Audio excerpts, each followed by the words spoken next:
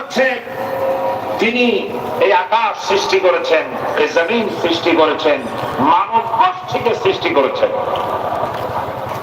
আকাশের স্রষ্টাকে, জমিনের স্রষ্টাকে, মানুষের স্রষ্টাকে আল্লাহ পাক। দেখুন, আল্লাহ পাক আকাশের স্রষ্টা, জমিনের স্রষ্টা, মানুষের স্রষ্টা। এই কথাকে ভুলিয়ে দেওয়ার জন্য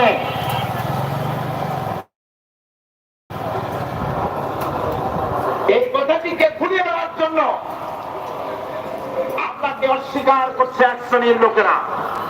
তারা বলছে there is no God, স্রষ্টা বলতে কেউ নাই, unseen is nothing। মাশাআল্লাহ, আমাদের মঞ্চে এই চট্টগ্রামের গৌরব বিএনপি কেন্দ্রীয় নেতা জনাব সালাউদ্দিন কাদের চৌধুরী সাহেব এসেছেন। আলহামদুলিল্লাহ, আল্লাহ পাক সকলকে কোরআন বোঝার তৌফিক দান করুন বলি আমিন। আল্লাহ পাক কোরআনকে বোঝার জন্য, আল্লাহকে চেনার জন্য ব্যবস্থা করেছেন।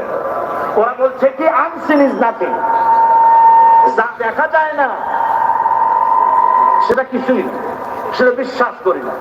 তো আল্লাহর যখন রং নাই, গন্ধ নাই, তাকে বিশ্বাস করি কেমনে? বলেন নাউযুবিল্লাহি মিন যালিক। আরে ভাই, তোমরা তো এমন বহু জিনিস আছে যা না দেখে বিশ্বাস করো। আপনারা কি বাতাস দেখেছেন? বিশ্বাস করেন কিনা? বিশ্বাস করেন কিনা?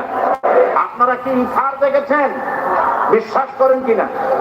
ফুলের গন্ধ দেখেছেন কিন্তু বিশ্বাস করেন কিনা?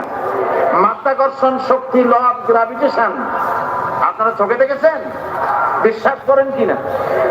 অনেক জিনিস এমন আছে যা আমরা চোখে দেখি না কিন্তু বিশ্বাস করি। হযরত ইমাম আবু হানিফা রাহমাতুল্লাহ আলাইহির সাথে এক নাস্তিকের বহস হবে। স্থান এবং তারিখ নির্ধারণ করা হলো।